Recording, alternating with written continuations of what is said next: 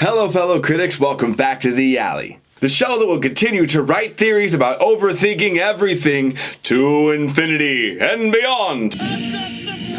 Today I'm setting my unusually large eyes upon Disney Pixar's Lightyear. And man, what a fantastic movie that was, right? It had heart, it had science concepts, it had comedy relief, it had a dramatic reveal, and it had a touching, happy ending. And it was all wrapped up with a familiar face you know and love. So that's cool. Sounds pretty clear cut. What could I possibly have to talk about? So many things. Like Buzz Lightyear's mental health state and the fact that there is no human therapist anywhere on board, so it seems. Just the Baymax of cats. Which is awesome, don't get me wrong. I was just expecting a human to be overseeing the program.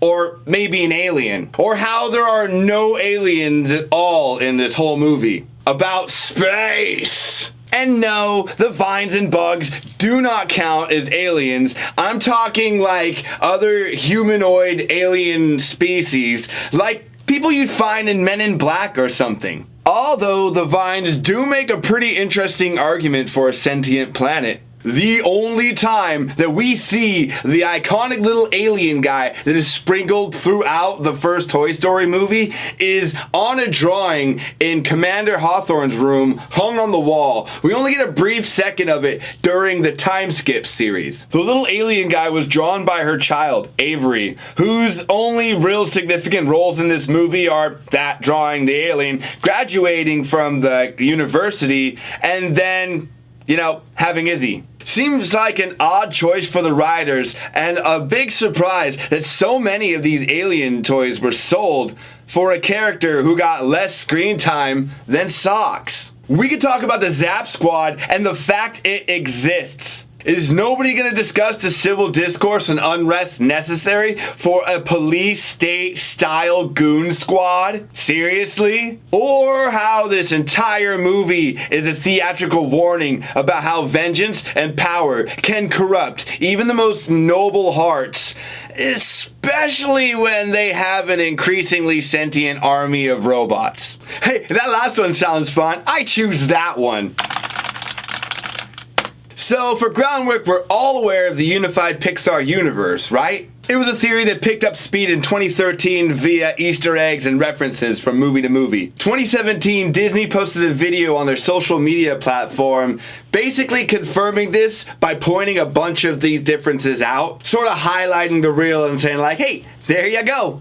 If some guy showed me his taxidermy mouse village complete with rodent rotunda and then continued to show me repeating themes across all of it, I would safely say we can stick all the opposing arguments right back up their mouse holes. Especially coming from old Mickey, quite possibly the most powerful and influential mouse of them all. It's safe to say he might know what he's talking about. So let's touch on a few notes along the way so it can become as compelling as the Zurg reveal.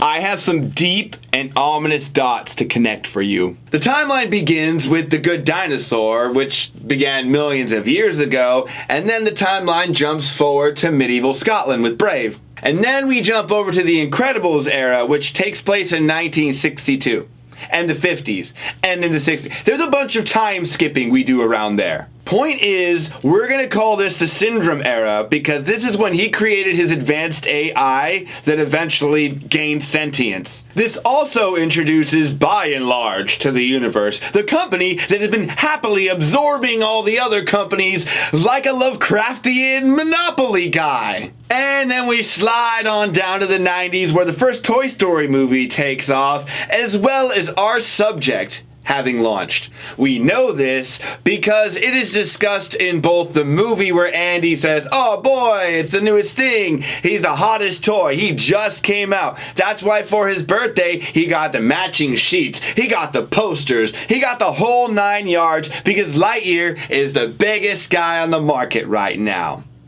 Sounds pretty Disney, right? And once again, this makes us question, why the alien toy? Why is he everywhere? He gets a whole claw machine to himself and not one Socks? Can we just take a moment to appreciate how brilliant and adorable Socks is? Look at him typing with his little paws like a professional hacker. Not that fast, you say? Bet you can't use your paws to hit the subscribe button before Socks finishes loading. After the Toy Story series happens in the 90s, because you know the 90s was pretty much one of the best decades we had left. But after that happens, pollution and, society tend to take its toll on the world slowly. We see this happening in Up and other movies, Ratatouille, happening all around the same time. And it goes on and on to the point that Cars happens because all the people got wallied up to the sky. To space! By and large is everywhere at this point. If you watched my WALL-E episode, then you know exactly how I feel about By and Large. And hey, if you haven't, feel free to go watch that one next. Basically, there's a sentient race of cars zooming about. All the humans are up being held hostage in space at the will of an AI that's gaining increasing intelligence as time goes on. Alright, so rewind back to the Incredibles and the Syndrome era. We could reasonably conclude that people who witnessed and survived the Syndrome event could probably develop and suffer from algorithmophobia, which is the fear of AI and the singularity. The singularity is the point where robots reach sentience and they begin reproducing more robots. It's what the Matrix was worried about, and Terminator. Somebody with these very real fears might do what other people have done to create a cautionary tale to spread wide without sounding completely nuts. They might want to maybe make a futuristic sci-fi movie where vengeance and corruption can grow from an unchecked passion. A warning to the world that going too far and tampering with powers that we can't understand will always go poorly. And that's exactly what this all is. After all, isn't that what happened to Buzz? Totally obsessed with completing his mission. He lost everyone he knew, and he let his mission become him to the point that he just accepted losing everyone was part of the mission. He felt like it was just part of life, when in reality, those people, they were his life. He pushed too far. So far, in fact, he, quote, found... And I ended up in a future you wouldn't recognize. Filled with technology you can't imagine. Which he harnessed and attempted to use to reach his ends. Ultimately, it failed him and even betrayed him in the form of Future Socks. Sounds pretty similar to Syndrome and Omnibot. Whoa, I bought you 5 minutes. Doesn't it? Man, betrayed by a machine. Foiled again! Remember, this is a movie that Andy saw at the prologue of Toy Story 1. And that's why we don't see B&L anywhere throughout Lightyear.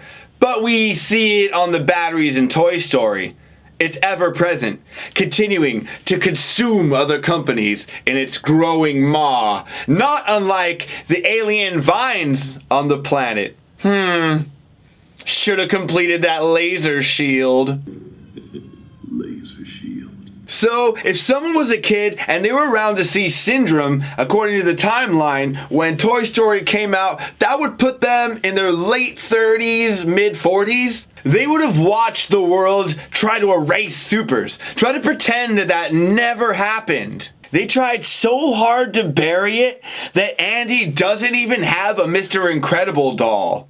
It's Woody. No real mention of supers at all. So this person is likely compelled to tell their story to try to warn the world of the things that he saw. And maybe, just maybe, history won't repeat itself like it always seems to do. But if the timeline continues down the path to where WALL-E is happening and Otto is in control, then it seems that this warning may have fallen upon deaf ears. I mean, The parallels continue with Shelby Forthright, CEO of By and Large, and his directive to the AI that is voiced by Otto, and then continues to take the human race captive for hundreds of years, running the ship all on its own. There is even a strong case here to be made that the AI syndrome created could have just survived via backup or a viral form that went on to consume and absorb and exist within other machines and programs throughout the timeline, just waiting for its chance to take over. Especially when you start to notice certain similarities between the Omnibot and the Cyclops and Otto, such as a single eye and claw-like appendages. Maybe there is more here than simple artistic decisions. I know when we think evil robot, we think of one-eyed, long-clawed, flying purple people leader. But maybe there's something there. Perhaps we can take heed of this warning ourselves and keep an eye on those with unchecked passion and access to forces that they probably don't understand. Good thing there's not a lot of those running around, right? If Buzz would have just looked around and thought about what they could all do, instead of putting it on his own shoulders and breaking his mind, trying again and again to do something, and only realizing that he is not perfect, I imagine they would have found a way off together, or he would have at least been able to enjoy his life of mortality, because nobody is perfect, not even Buzz Lightyear. And we can all stand to be humble and take a little help once in a while. Don't be so obsessed with beating life that you forget to live it. Critically yours, The Fox.